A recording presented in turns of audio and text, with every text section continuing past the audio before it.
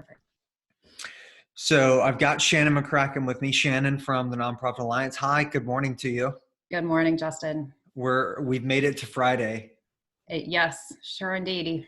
It's been a year of a week, and so here we are. We've made it. I'm so appreciative of getting a chance to catch up with you this morning. I was able to join and be amongst a pretty significant contingent of folks that tuned into a webinar that you helped put together and lead from the Nonprofit Alliance earlier this week. So I want to talk about that. You definitely have a super unique perspective on the situation.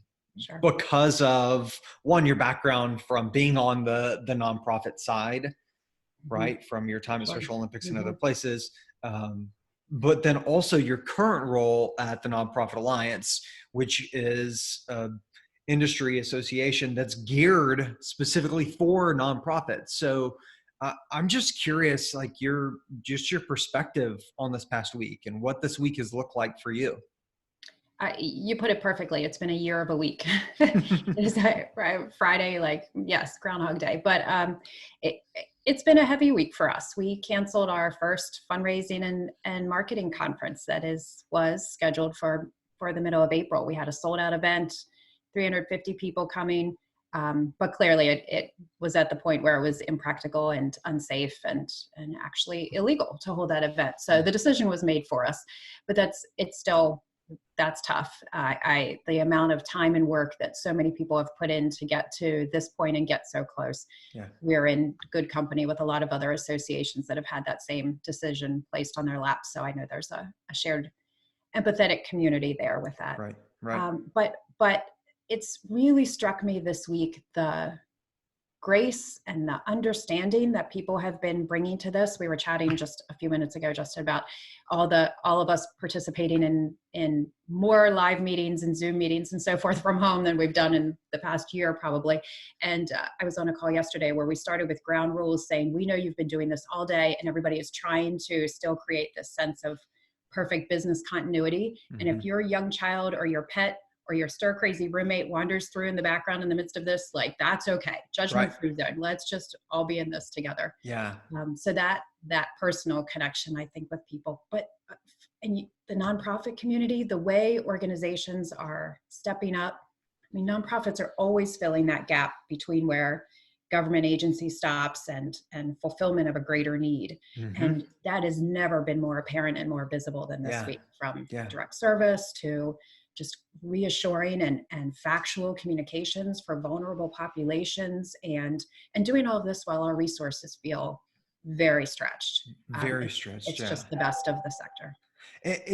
It's also interesting in the way that this fuels innovation and change, because in a very short time, 10 days, I've seen some of the most creative thinking that I've seen in a very long time from folks in terms of how to connect with their constituent base, be it donors or volunteers or whatever it is. And so in these times of great tension and pressure, to see people responding with such innovation is for sure inspiring. You mentioned the conference, and so yes, extremely bummed.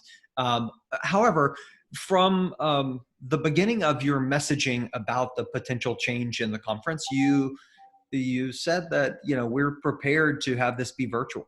And so you talked about that from the get-go. And I think that that's also unique, and that not everyone in the space, a lot of folks tried to hold on to the in-person. Right. So can you kind of share a little bit about what you're thinking about what the conference might look like now that we'll be doing it kind of like this? Right, sure. And kind of like this a month from now. So that's part of course, there's the big unknown. We have definitely received requests to explore postponing the conference and still having it in person later this year. And don't get me wrong, there is nothing I would love more than still having this conference. We have to, so we're assessing the practicality of that. There's still a lot of concern. We don't know what travel is going to look like later in the year. We don't know what any of that can be. So, but that is something that we're taking a look at. More realistically is looking at doing things online. And in normal circumstances, and this is anything but, a virtual conference could be a good alternative solution. Mm-hmm. And even a week or so ago, I was sure that that was our ideal solution given the circumstances. I think now, as we're all living on screens and webinars, and is that something that people will still find as interesting and I don't know, novel or connected Sure. as they would have? Or do we want to do a series of webinars and sort of stretch things out? We also need to look at our content. We have a fantastic lineup of sessions and speakers. Is that the content that feels most relevant and necessary right now, the way that it did a month or two ago? So all of that is on the table. We have a survey out to our registered attendees and sponsors Mm-hmm. to get their decisions. What will be the most valuable and useful to them right now in this moment? And that's what we'll lead with. So interesting. If you conduct that survey probably twice a week for the next couple of weeks, it will Exactly. continue to change Yes. as quickly as this thing is evolving. Because the Nonprofit Alliance is a membership-led organization, you rely on your constituents. You rely on the voice of your members and on their perspective and their support. In the same way that folks in the sector and the nonprofit side rely on their constituent bases, their donors and volunteers and advocates. So what does your week look like in terms of connecting with your constituent base? Well, you mentioned the town hall that we had earlier this week. So on Tuesday, we brought together about 75 leaders from fundraising agencies and consultancies and vendor partners, wealth of experience representing hundreds of nonprofit organizations. And we just had this very candid, informal discussion of what we already know from past economic pivotal points, 2001, 2008, and 2009. What did we see in fundraising for clients at that point? We looked at other disaster giving. And so we brought together, sort of refreshed that wealth of knowledge, and then talked about how this is also different than any of those situations. And so and some of the things that they were already observing among their clients, and some adjustments they were already making in the short term and even the longer term to strategies and budgets. Then on Wednesday, I'm losing track of days. On Wednesday, we had the open town hall, which was more than 600 people participating in real time. We had 3 leaders of the town hall who came from the call on Tuesday. So they were able to reflect that broader, not just their own expertise, but that broader knowledge in a very, very current and relevant way, and then take some live Q&A. But at the same time, we had chat box and Q&A boxes open for everybody who was participating on the video. And there was this crowdsourced, I saw this, has anybody seen this? They're sharing links. Here's an example of what an organization sent out that has great messaging. I mean, all of this community was happening at the same time. It was fantastic. And we did some polling in that, and I think we'll chat about that a little bit later, but just that ability to kind of all come together from our home offices and our dining room tables and share some of that community, which is what an association is all about. So being able to be part of that. We're truly all in this together and figuring out day by day what to do. And you're right. And I was glad to be able to participate and take part in the webinar that you mentioned from Wednesday, and have seen the same thing in other circumstances. We have a Facebook group with our client base, and you see people saying, hey, we're doing this and it looks like it's working, or hey, I saw this from somebody else that's doing this, people might want to try that. And it's so interesting to see the collegial nature. And we know how collegial our sector is compared to other sectors. We see that from conferences and events, but you feel it differently right now. And that's certainly special. So let's talk about the webinar and some of the polling that you did. Sure. There were some very interesting questions that you had put out to the audience base, and I was struck by a couple of their responses. Share some of the poll that you had put out. Sure. So, and I'm looking at notes here. I'm using my cheat sheets. One of the, and let's preface this. You referenced it earlier with the conference survey. We could ask these same questions in a week, right? 2 weeks or a month. Look at how quickly everything's changing, and the answer could be completely different. So, point in time, March 18th, we asked have you adjusted messaging in your current fundraising appeals to acknowledge the coronavirus? Mm-hmm. And 74% said that yes, they had. And we talked about how important that is right now, even if you are not, and don't imply that you're directly serving this issue if you're not, of course. Mm-hmm. But regardless, everybody in the world, your restaurants, your veterinarian, anybody who has your email address has anyone in the past week saying, here's how we're addressing this with right. our staff, with our customer service, with anything, business continuity. So make sure that you are acknowledging that. And one of the best tips that came up was look at what I would call your set and forget messaging, but some of your auto-generated messages, some of the forms that you have online, your immediate acknowledgement, gift confirmations, both online and offline. Look at some of that messaging, because what felt perfect before might sound a little bit different right now in the current circumstances. So just read it with a new eye. So I thought that was very wise. Some of the other stats, Justin, is your organization planning on changing new donor acquisition in the next 90 days, changing the investment? Because this is we've seen this happen before. As soon as everybody starts to feel economic change, there's this sense of, we shouldn't invest right now in new donor acquisition. And then you carry that donut hole with you for years to come. What we know is if you're not making any investment in acquiring donors, guess how many donors you're going to acquire? Right. Zero. Yes. So 42% said they were making no change. 38% weren't sure yet. And then everybody else sort of fell anywhere in between increasing. 6 people out of, 2% said they were increasing a lot. And then 3% said decreasing a lot, and then fell sort of in between there. So the good news is nobody's immediately rushed to judgment saying, oh my gosh, we're cutting all the budgets right now. I think as a sector and as a direct marketing and fundraising slice of that, we need to just keep reminding all of us the lessons we've learned about making sure we stay out there and stay relevant. There have been,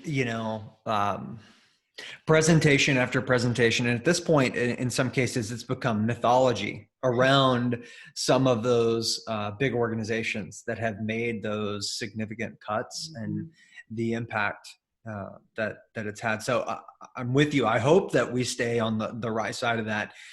There's still a great chance that someone somewhere is going to, right? And that an organization of prominence will do so. And so we hope that they are around great counsel to help remind them and remind many times the stuff coming from the board, to stay in market. And, I've heard folks that's, I think you said 6%, say, no, now's the time to make sure that we're out in front. Right. And make sure that we're staying in front of potential donors to let them know why our cause matters. And hopefully that continues to break through the messaging that they're getting. So yeah, that was one that I was so glad that you asked, and very interested to hear the percentage of people who aren't making adjustments, but also those who are not sure at this moment in time. Right. So. Yes. Yeah. And this may be a time, that's not to say you should just business as usual. Look at your testing. Are test results right now going to be at all reliable in terms of actually validating what that could look like in the future? So that may be a place where you want to make some shifts, really fall back on your controls or make some minor adjustments, or, but by golly, stay out there. So, exactly. Yeah. And then the last, one of the other polls we did was about losses from events. Yeah. Whether that is a gala, whether that is a walk, or some sort of peer-to-peer kind of fundraising event. Do you have? And we didn't ask the question of whether those would be canceled, because we know lots of any in-person events basically at this point have been canceled or radically adjusted or postponed. But our question was, do you have a clear plan in place to mitigate the losses from those events? Now, 40% of the people said it didn't apply to them. But of the 60% of participants who said it did apply, 44%, so 44% out of 100 said they don't have a plan. And so that's scary. Yeah. And so what is that? Because we know events can be a significant revenue stream, and there are also a lot of sunk costs there already. Yes. And so, and this is early in the game. And again, asking that same question 2 weeks from now, they may have a plan in place. Sure.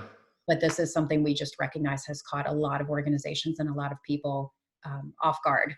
Yeah. And how do we recoup for that and adjust going forward? So Yeah. There's been a lot of, over the years, I think that many organizations have built out what it looks like on the direct marketing side for disaster response, not necessarily, natural disaster, but what does it look like if we need to put something in market in a hurry, whether or not that's from experience through Hurricane Sandy or, Florence and the like, that people are conditioned to think about on that side. And I don't know that we're conditioned to think about the contingency plans on what if our event isn't going to happen, right? When you're planning that annual golf tournament or 5K or peer-to-peer event or on up to, this being event season and galas and whatnot, you don't think, just like in planning for the conference, you don't like, it's not, I was having a conversation with Amy Sample Ward from N10 yesterday, and she said that,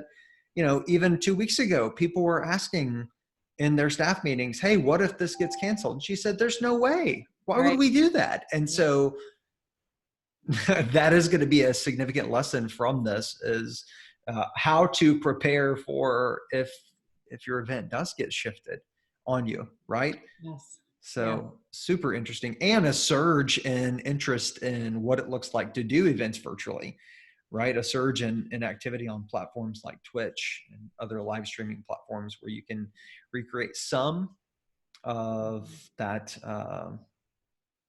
that experience, but not exactly the same as what you imagined.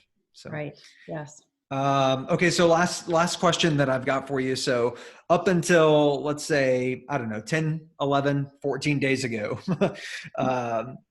so much of your team's focus has been on data privacy laws. Right. And like that has been top of the fold for TNPA for some time. Over the last, week, 10 days, has that been put to a separate burner because of the immediacy and focus on this? Are there any updates to share? Is there any discussions on what that looks like from a legislative sense while we're all dealing with this? Talk to me about that. Sure. Yes. Well, even a week ago, my answer would have been different. There was still a lot of activity and a lot of focus. Senator Moran dropped a federal bill that we really liked and do like.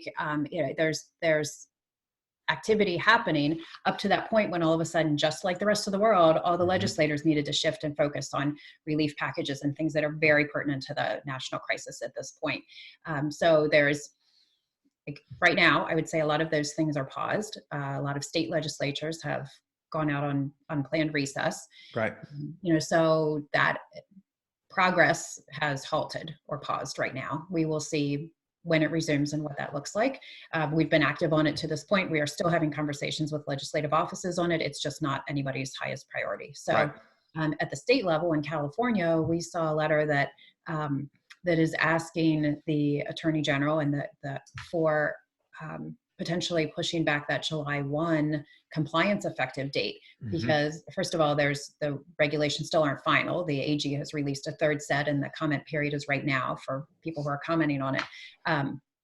So we're still not even exactly sure what that looks like in the best situation. But businesses' ability to focus on compliance implementation internally, and we know that's a significantly heavy lift for a lot of companies, still in progress and still trying to comply. And is a July 1 effective date for that even realistic? So, I don't know what that's going to look like. We will see, but that's certainly out there as a consideration. And if July 1 is still the date, that is one more pressure on businesses right now to make sure they keep that train pushing forward, even as they're adjusting to everything else they're doing. Yeah, our nonprofit community and executives and decision makers already wore so many hats. We've added a couple of significant hats over the last couple of weeks, and so as always, appreciate you and your team keeping an eye on that and being a voice for the sector in that space, and then keeping us apprised as to all of these updates. Yes, absolutely. Thank you, Justin. Well, thanks for hanging out with me a little bit this morning, and I hope that you have productive video calls for the remainder of the day, and we'll talk again soon. Absolutely. Stay healthy. All right, thanks, Shannon. Bye-bye. Bye-bye.